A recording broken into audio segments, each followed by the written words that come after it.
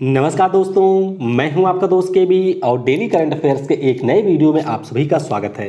तो आइए क्विज के साथ में शुरुआत करते हैं आज के करंट अफेयर्स की। विश्व इस्पात संगठन, इसका मुख्यालय आपको कहां पर मिलेगा?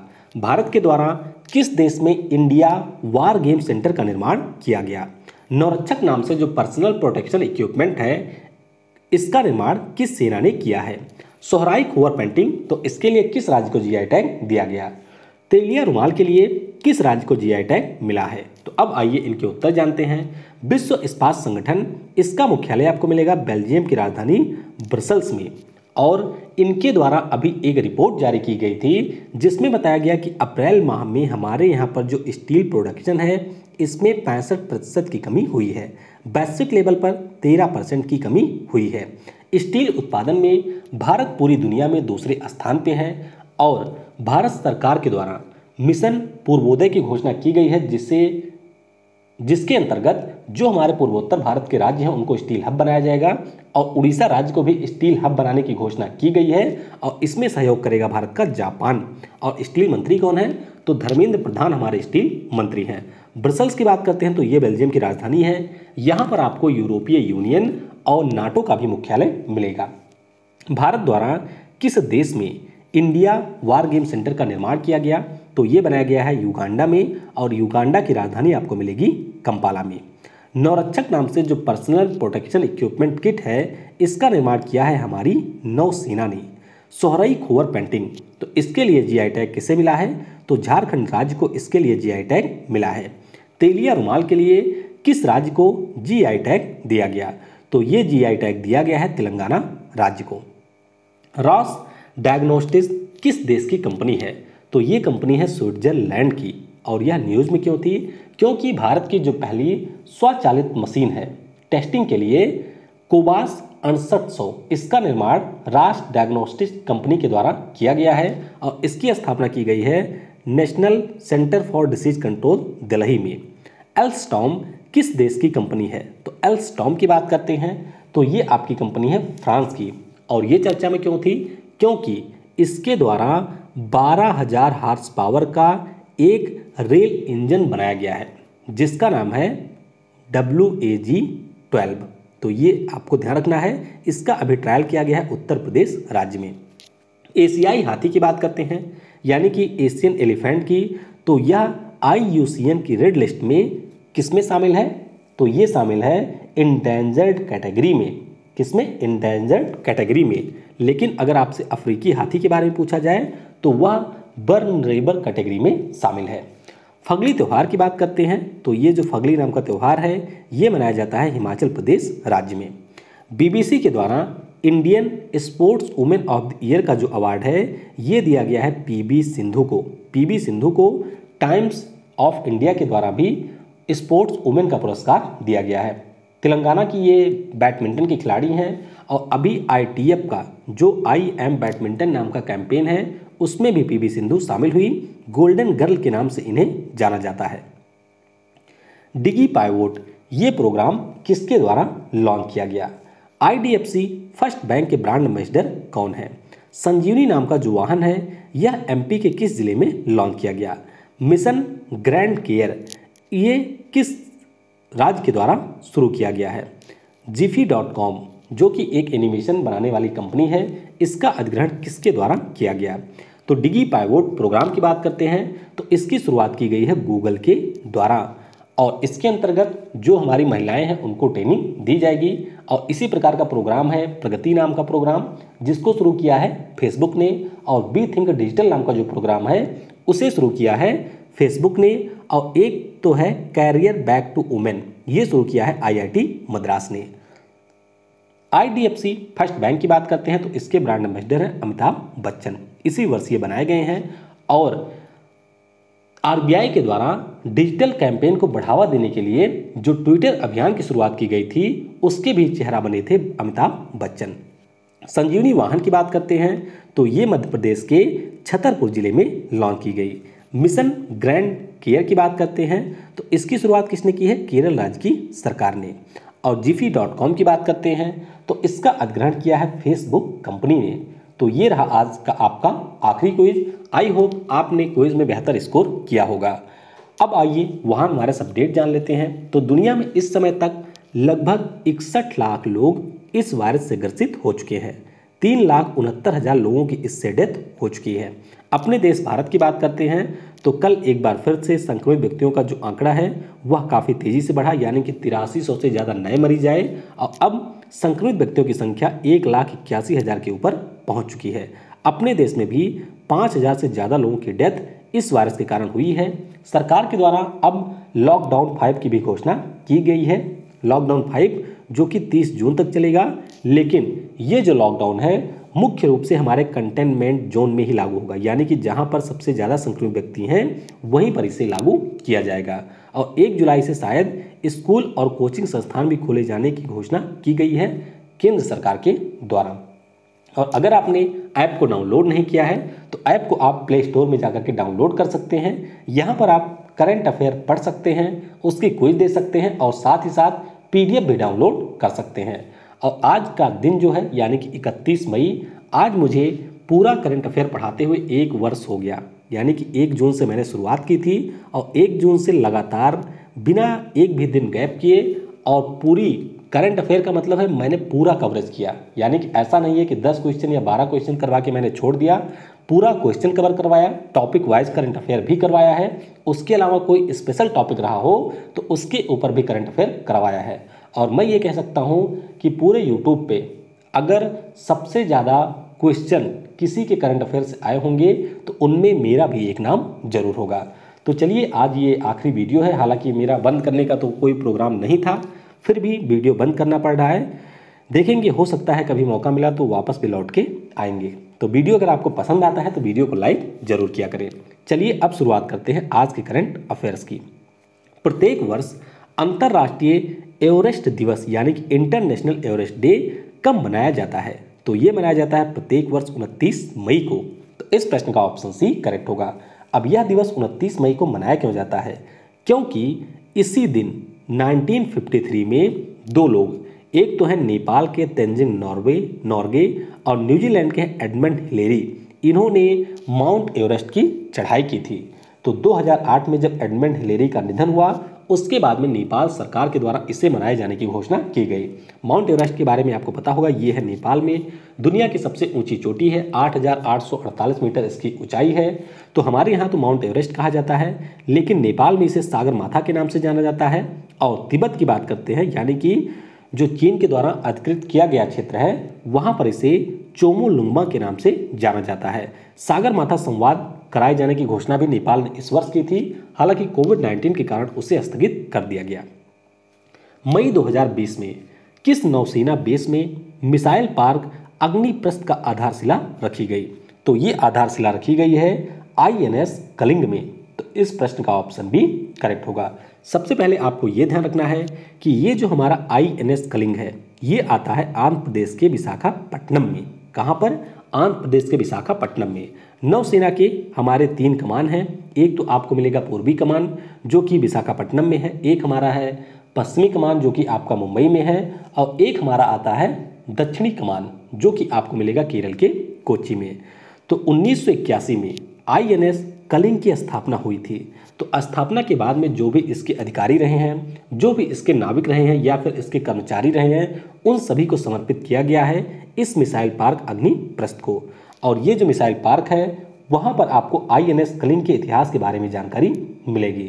इसके अलावा जो वाइस एडमिरल हैं अतुल जैन जी, इनके द्वारा पूर्वी नौसेना कमान के सबसे बड़े 2 मेगावाट के सौर फोटोवोल्टिक प्लांट की भी स्थापना की गई। अब यहाँ पर आपको एक मिल जाएगा INS शिवाजी जो कि है लोनावला में। इसे इस वर्ष प्रेसिडेंट कलर से सम्मानित किया गया था। तो ये भी आपको ध्यान रखना है। INS कदम्बा ये आपको कर्नाटक में मिलेगा, हंसा आपको मिल जाएगा गोवा में। तो ये भी आते हैं हमारे पश्चिमी कमान के अंतर्गत। किस राज्य की सरकार ने प्रवासियों के लिए मुख्यमंत्री स्वरोजगार योजना की शुरुआत की? तो ये जो योजना है इसकी शुरुआत की है उत्तराखंड की सरकार ने।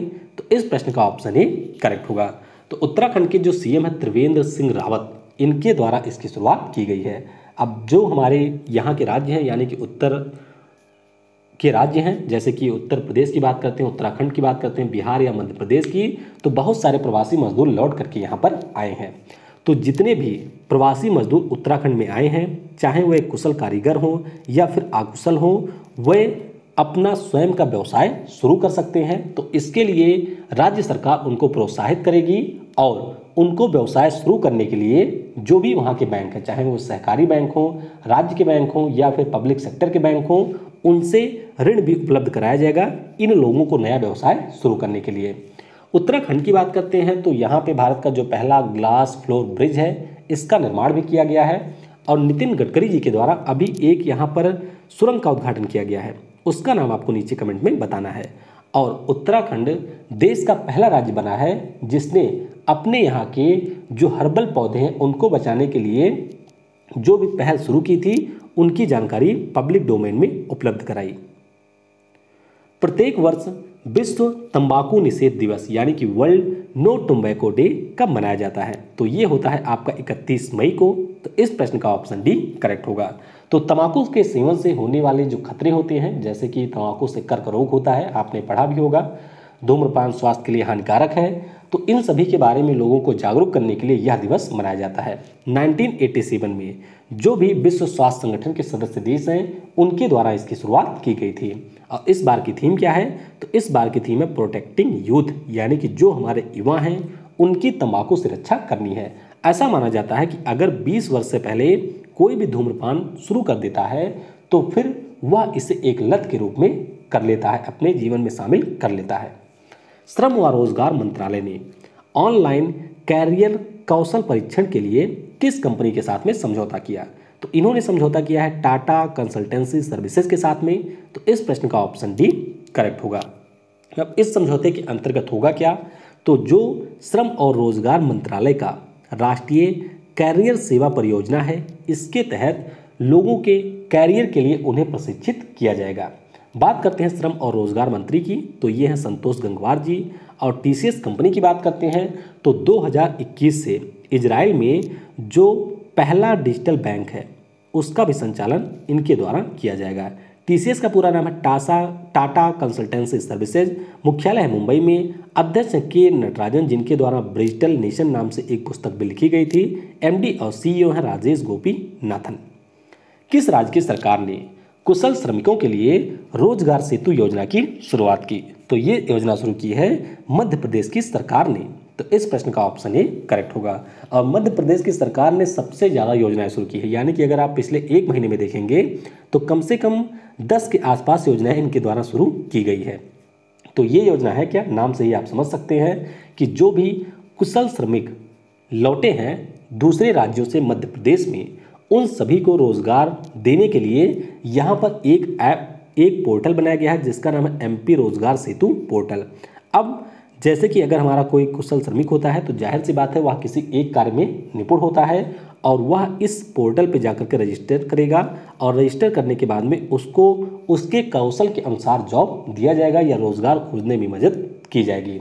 एमपी के द्वारा इससे पहले कोविड-19 योद्धा कल्याण योजना, जीवन अमृत योजना, मिशन जीवन शक्ति योजना, चरण पादुका योजना, FIR आपके द्वार, इन सब की भी शुरुआत की गई है। यहाँ का जो इंदौर शहर है वह सबसे ज़्यादा स्वच्छ शहर रहा है एक बार फिर से, और इंदौर को सैनिटाइज करने के लिए ड्रोन का भी यूज किया गया। किस देश ने अमेरिका से लोकतंत्र 10 यानी कि डेमोक्रेसी 10 नामक एक नए अंतर्राष्ट्रीय संगठन के गठन की मांग की है? तो ये मांग की है यूके यानी कि यूनाइटेड किंगडम ने। तो इस प्रश्न का ऑप्शन सी करेक्ट होगा। अब दुनिया में 4G तो आपको पता होगा कि सभी जगह लगभग चालू हो चुका है। अब दुनिया बात कर रही है 5G को लेकर के। तो जो दुनिया में 5G इंफ्रास्ट्रक्चर को प्रोवाइड करने वाली कंपनी है उनमें 3 नाम है मुख्य रूप से। एक तो है हुआवे, एक है नोकिया और दूसरी है इरिक्सन कंपनी।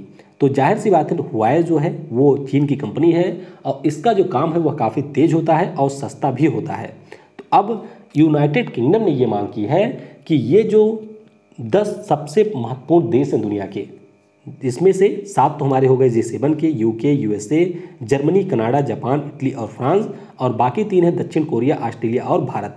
कि ये सारे लोग साथ में आए और जो हुआवे कंपनी का 5G इंफ्रास्ट्रक्चर है उसको अडॉप्ट ना करें। यानी कि इसके विरुद्ध इन्होंने लोकतंत्र 10 नाम से एक संगठन बनाने की मांग की है। तो ध्यान रखिएगा कि इसकी मांग की है किसने? यूनाइटेड किंगडम ने अमेरिका से कि आप ऐसा एक संगठन बनाइए।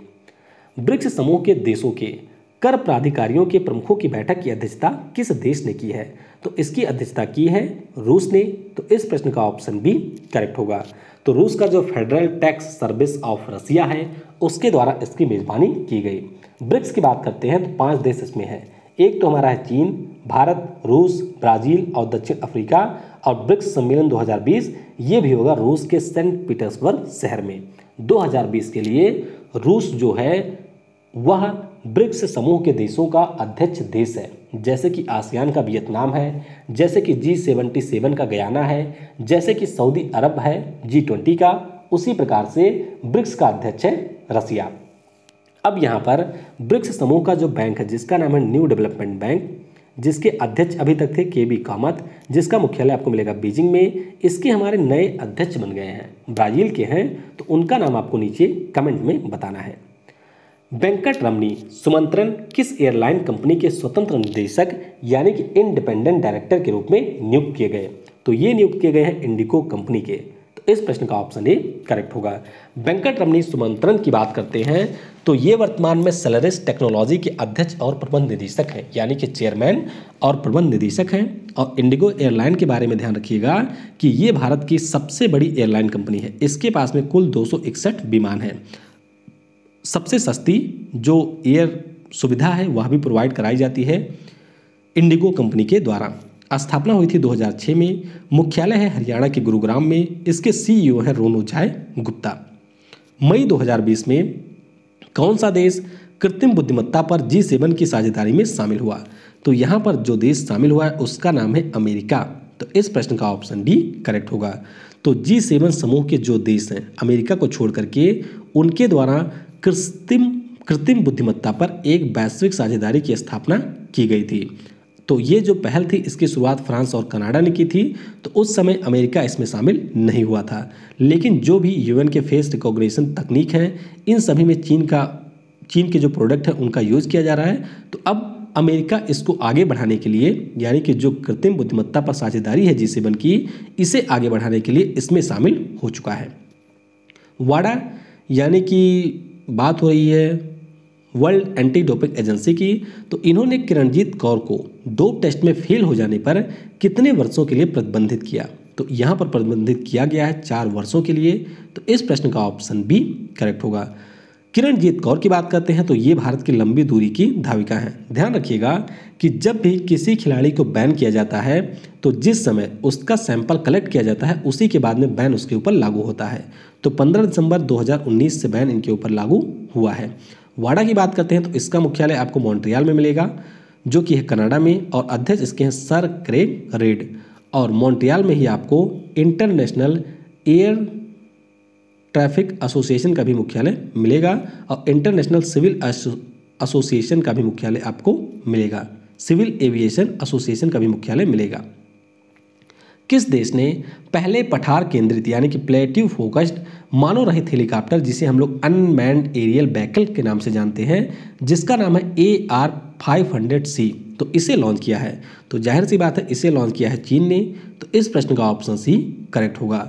तो ये जो विमान है यानी कि यह जो आपका अनमैन्ड एरियल व्हीकल हेलीकॉप्टर है, इसमें कई सारी चीज़ें हैं जिससे निगरानी वगैरह की जा सकती है। संचार की सुविधा भी इसके द्वारा मिलेगी। तो चीन की जो aviation industry corporation of China है उसके द्वारा इसका निर्माण किया गया है। अब इसकी खास बात यह है कि 5000 मीटर की ऊंचाई तक ये उड़ सकता है और 500 किलोग्राम वजन ले जाने की क्षमता है। अनमैन्ड एरियल व्हीकल का मतलब क्या होता है? इसका मतलब होता है एक ऐसा हमारा जहाज या फिर ड्रोन जिसमें मानव की ज़रूरत नहीं पड़ती है। योगेश गौड़ जिनका हाल ही में निधन हुआ, प्रसिद्ध कौन थे? तो ये एक प्रसिद्ध गीतकार थे जिनका अभी निधन हुआ है। इसके अलावा 2 अन्य लोगों का निधन हुआ है।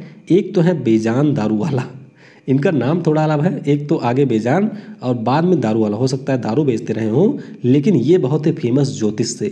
इनके द्वारा कई भारत के प्रधानमंत्रियों के जीतने की घोषणा पहले की जा चुकी है। और एक है member of parliament Virendra Kumar, जो कि लोकतांत्रिक जनता दल के नेता थे, मंत्री भी ये रह चुके हैं, तो इनका भी अभी निधन हुआ है। अंतर्राष्ट्रीय मुद्रा कोष यानी कि IMF ने किस देश को कोविड-19 से निपटने के लिए $732 मिलियन के आपातकालीन ऋण को मंजूरी दी? तो ये मंजूरी किसने दी है? तो ये दी गई है बांग्लादेश को। तो इस प्रश्न का ऑप्शन डी करेक्ट होगा। तो जैसे अभी म्यांमार के बारे में हमने बात की थी कि म्यांमार को ऋण दिया जाएगा IMF के द्वारा, उसी के अंतर्गत बांग्लादेश को भी ऋण दिया जाएगा। तो इसे हम कहते हैं रैपिड क्रेडिट फैसिलिटी और रैपिड फाइनेंसिंग इंस्ट्रूमेंट। तो इसी के अंतर्गत इन्हें ये मिलेगा। इसका मतलब सिंपली ये होता है कि जब कोई आपदा होती है तो उस समय रियायती दरों के ऊपर यानी कि कम ब्याज दरों के ऊपर इन अंतर्राष्ट्रीय संगठन के द्वारा ऋण दिया जाता है। IMF इसका मुख्यालय आपको मिलेगा, मनीला नहीं है, वाशिंगटन DC में। ये सब उसका हो गया है ADB का। तो स्थापना इसकी हुई थी शायद 27 दिसंबर 1945 को। मुख्यालय इसका आपको कहाँ पर मिलेगा? तो मुख्यालय मिलेगा वाशिंगटन DC में। इसके अध्यक्ष कौन है? तो अध्यक्ष नहीं, MD कहेंगे।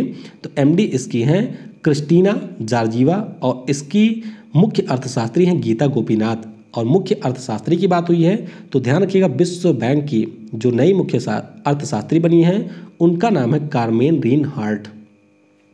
भारतीय पुरातत्व सर्वेक्षण यानी कि आर्कियोलॉजिकल सर्वे ऑफ इंडिया ने किस देश में 9वीं शताब्दी के शिवलिंग की खोज की? तो इसकी खोज की गई है वियतनाम देश में। तो इस प्रश्न का ऑप्शन सी करेक्ट होगा। अब आपको यहाँ पर यह भी डाउट हो सकता है कि भारतीय पुरातत्व सर्वेक्षण ये वियतनाम में कैसे खुदाई करने पहुँच चुका था? तो ध्यान रखिएगा, वियतनाम में भी पहले एक हिंदू आबादी रहती थी, तो बहुत सारे वहाँ पे मंदिर भी थे जिनके बारे में बाद में पता चला। तो वहाँ पर उन मंदिरों के बारे में बेहतर जांच के लिए या फिर उनको रिनोवेट करने के लिए वियतनाम की जो सरकार है उसने भारतीय पुरातत्व सर्वेक्षण को वहाँ पर बुलाया था, क्योंकि जाहिर सी बात है मंदिरों के बारे में भारतीय पुरातत्व सर्वेक्षण को बेहतर जानकारी होगी। तो इसी खुदाई के अंतर्गत वियतनाम में एक राज्य है जिसका नाम है क्वांग। वहाँ पर चाम मंदिर परिषद है जहाँ पर पहले लगभग 68 मंदिर थे और अब यहाँ पर इनकी संख्या बची है 20 के आसपास। तो यहीं पर यह 9वीं शताब्दी की 1100 वर्ष पुरानी मूर्ति मिली है। और इस मूर्ति की खास बात है कि ये अभी काफ़ी अच्छी अवस्था में है और ये है भगवान शिव की मूर्ति। इसका निर्माण राजा इंद्रवर्मन द्वितीय के द्वारा कराया गया था। किसका? चाम मंदिर का। बात करते हैं हम लोग वियतनाम की, तो इसकी राजधानी हनोई में मिलेगी। मुद्रा यहाँ की है डोंग और ये हमारे आसियान समूह के देशों का इस समय अध्यक्ष भी है। कौन? वियतनाम। और जो हमारा आर्कियोलॉजिकल सर्वे ऑफ इंडिया है इसकी नई महानिदेशक बन गई हैं, उनका नाम है बी विद्यावती। सांख्यिकी व क्रियान्वयन मंत्रालय, बात हो रही है ministry of statistics and programme implementation. तो इसके अंतर्गत आता है नेशनल स्टैटिस्टिकल ऑफिस। तो इसके अनुसार यानी कि इन्होंने जो डेटा जारी किया है उसके अनुसार वित्तीय वर्ष 2019-20 में भारत की जो सकल घरेलू उत्पाद में वृद्धि दर है वह कितने प्रतिशत रही? तो ये रही है 4.2% और ये काफ़ी इंपॉर्टेंट है, तो इसे आपको जरूर याद रखना है। तो इस प्रश्न का ऑप्शन ए करेक्ट होगा। तो जैसे 2018-19 का जो हमारा फाइनेंशियल ईयर था उसमें हमारी ग्रोथ रेट थी 6.1%। तो अभी जो हमारा वित्तीय वर्ष 2019-20 है इसके चौथी तिमाही का ग्रोथ रेट जारी किया गया जो कि रहा 3 पॉइंट समथिंग। तो उसके बाद में चारों जो हमारे क्वार्टर रहे उनका औसत लिया गया और इससे हमारी ग्रोथ रेट आई है 4.2%। 3.1 रहा है आखिरी तिमाही में। तो ये पिछले 11 वर्षों में न्यूनतम है। बात करते हैं सांख्यिकी और क्रियान्वयन मंत्रालय के, तो इसके राज्य मंत्री हैं राव इंद्रजीत सिंह जो कि हरियाणा के गुरुग्राम से सांसद हैं। किस राज्य की सरकार ने जल जीवन मिशन के लिए केंद्र सरकार द्वारा 445 करोड़ रुपए स्वीकार किए? तो ये स्वीकार किया है छत्तीसगढ़ राज्य ने। तो इस प्रश्न का ऑप्शन ए करेक्ट होगा। ये आपको पता ही होगा कि जल जीवन मिशन की घोषणा की गई थी पिछले साल सरकार के द्वारा, जिसके अंतर्गत 2024 तक जो भी हमारे गांव में रहने वाले लोग हैं उनको पाइप के जरिए स्वच्छ जल उपलब्ध कराया जाएगा। तो इसी के अंतर्गत यहाँ पर 445 करोड़ रुपए दिए गए हैं छत्तीसगढ़ राज्य की सरकार को। और आपको याद होगा जम्मू कश्मीर जो राज्य है वहाँ की सरकार ने घोषणा की है कि हम 2022 तक ही अपने यहाँ के नागरिकों को स्वच्छ जल उपलब्ध करा देंगे जल जीवन मिशन के अंतर्गत। ये मिशन जल शक्ति मंत्रालय के अंतर्गत शुरू किया गया है, जिसके मंत्री हैं गजेंद्र सिंह शेखावत। और छत्तीसगढ़ की बात हुई है तो इनके द्वारा सी घाट ऐप भी लॉन्च किया गया था। शराब की ये डिलीवरी भी कर रहे हैं ऑनलाइन, सबसे पहले इन्होंने ही शुरुआत की थी। और यहाँ के जो पहले सीएम थे अजीत जोगी थी, इनका नाम काफ़ी महत्वपूर्ण है, तो इनका अभी निधन हुआ है। बीसीसीआई ने किस खिलाड़ी को 2020 के राजीव गांधी खेल रत्न पुरस्कार के लिए मनोनीत किया? तो यहाँ पर मनोनीत किया गया है रोहित शर्मा को। तो इस प्रश्न का ऑप्शन बी करेक्ट होगा। और आपको पता होगा कि जो राजीव गांधी खेल रत्न पुरस्कार होता है, ये हमारे देश का खेल के क्षेत्र में दिया जाने वाला सबसे बड़ा पुरस्कार होता है। जैसे जो हमारे यहाँ पर शूटिंग फेडरेशन ऑफ इंडिया है, उनके द्वारा भी अंजुम मौदगिल को खेल रत्न के लिए मनोनीत किया गया है। तो रोहित शर्मा को यहाँ पर बीसीसीआई ने मनोनीत किया है। इसके अलावा बीसीसीआई ने दीप्ति शर्मा, शिखर धवन और ईशांत शर्मा को अर्जुन अवार्ड के लिए मनोनीत किया है, जिसके लिए AIFF ने संतोष झिंगन और बाला देवी को मनोनीत किया है। और कल ही हम लोगों ने डिस्कस किया था कि जो मीराबाई चानू हैं, उसके अलावा 2 लोग और थे वेट लिफ्टर के, उनको भी मनोनीत किया गया है। बीसीसीआई की बात करते हैं तो ये भारत में क्रिकेट के लिए एक सर्वोच्च संस्थान है। मुख्यालय इसका है मुंबई में। अध्यक्ष इसके हैं सौरभ गांगुली। कौन है सौरभ गांगुली? और ये हैं 39वें नंबर के अध्यक्ष। किस देश ने विश्व स्वास्थ्य संगठन के साथ सारे संबंधों को समाप्त करने की घोषणा की? तो ये घोषणा किसने की होगी? तो ये घोषणा की है अमेरिका देश ने। तो इस प्रश्न का ऑप्शन डी करेक्ट होगा। पहले भी हम लोगों ने डिस्कस किया था कि अमेरिका के द्वारा बार बार ये इल्ज़ाम लगाए गए WHO के ऊपर। इल्ज़ाम क्या, सही बात है कि WHO ने यहाँ पर कोरोना वायरस के प्रसार में चीन का सहयोग दिया, यानी कि अगर WHO ने कोशिश की होती तो इसका प्रसार इतना नहीं होगा। और अमेरिका का गुस्सा होना जायज़ भी है, क्योंकि यहाँ पर 1 लाख से ज़्यादा लोगों की डेथ हो चुकी है कोविड-19 के कारण। तो सबसे पहले जो इनके द्वारा फंडिंग दी जाती थी WHO को, उसको बंद किया गया। और अब इन्होंने कहा है कि हमारे जो भी संबंध है WHO से, हम उसको समाप्त कर देंगे। आपको याद होगा कि यूनेस्को को भी अमेरिका ने इजराइल के साथ में छोड़ दिया था 2018 में। तो अब यहाँ पर सारे संबंधों को समाप्त करने की घोषणा की है। हालांकि कई सारे देशों ने इनकी आलोचना भी इस कदम के लिए की है। विश्व स्वास्थ्य संगठन की बात करते हैं तो 7 अप्रैल 1948 को इसकी स्थापना हुई थी। मुख्यालय स्विट्जरलैंड के जिनेवा में। अध्यक्ष इसके हैं टेड्रस अधनॉम। विश्व के सबसे बड़े इलेक्ट्रिक जहाज जिसका नाम है सेस्ना 208B ग्रैंड कैरावन, तो इसने अपनी पहली उड़ान किस देश में भरी? तो इसने अपनी पहली उड़ान भरी है अमेरिका में। तो इस प्रश्न का ऑप्शन सी करेक्ट होगा। तो अमेरिका में वाशिंगटन में आपको एक मिलेगा मोसेस लेक। तो मोसेस लेक के पास में एरोटेक्स का फ्लाइट टेस्ट सेंटर है। तो यहाँ पर इन्होंने उड़ान भरी और यह एक इलेक्ट्रिक जहाज है जिसमें 9 यात्री बैठे थे। तो USA की सेस्ना कंपनी के द्वारा इसका निर्माण किया गया है और जो इसकी टेस्टिंग है वह मैग्नीएक्स और एरोटेक कंपनी के द्वारा की गई। और अगर आपको याद हो तो पिछले साल कनाडा में पहले इलेक्ट्रिक विमान ने अपनी उड़ान भरी थी। कहाँ पर? कनाडा के वैंकूवर नाम के शहर से। और नासा जो कि अमेरिका की स्पेस एजेंसी है, उनके द्वारा भी अपना पहला इलेक्ट्रिक विमान बनाया गया है जिसका नाम है मैक्सवेल X-57। तो ये रहा आज का current affair. I hope video आपको पसंद आया होगा। और चलिए अब कल के प्रश्नों के उत्तर जान लेते हैं। प्रधानमंत्री के सलाहकार के रूप में किसे नियुक्त किया गया? तो यहाँ पर 2 लोगों की नियुक्ति हुई है। एक तो है भास्कर खुल्बे, एक है अमरजीत सिन्हा। और कल लगभग शांतनु जी को छोड़ करके बाकी सभी लोगों ने इसका गलत उत्तर दिया था। जिंगा मिन लियू की बात करते हैं तो ये FATF यानी कि फाइनेंशियल एक्शन टास्क फोर्स के प्रमुख रहे हैं। गंगा कायक महोत्सव की बात करते हैं तो इसका जो 8वां संस्करण है ये आयोजित किया गया उत्तराखंड में। कृषि निर्यात पर गठित जो उच्च स्तरीय समिति है, इसके विशेषज्ञ यानी कि इसके अध्यक्ष बनाए गए हैं संजीव पुरी, जो कि ITC कंपनी के प्रमुख हैं। और पवन सन्स कंपनी की बात करते हैं तो इसके नए अध्यक्ष और MD कौन बने हैं? तो ये बने हैं संजीव पुरी नहीं, इनका नाम है संजीव राजदान। तो ये भी आपको ध्यान रखना है। तो ये रहा हमारा कल के प्रश्नों के उत्तर।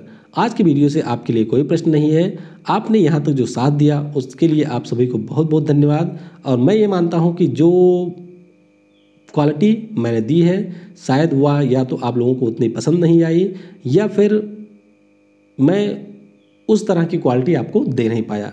तो उसके लिए आप सभी से एक बार क्षमा प्रार्थी हूँ। Thanks for watching. जय हिंद, जय भारत। और सबसे ज़रूरी, पढ़ेगा भारत तो बढ़ेगा भारत।